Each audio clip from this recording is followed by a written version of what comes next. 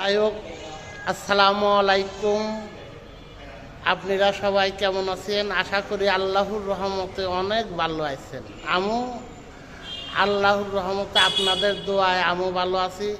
যাই হোক, ফেসবুকে বলাতে আমার অনেক ধরনের রুগী অনেক দেশের থেকে ফোন দেয়।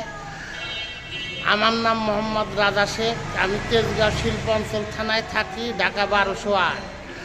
আমি যে কি বলবো, যে রানার গ্রুপে দিই, যে রানার গ্রুপে আমি জব করি, ঠিক আছে, চাকরি করি।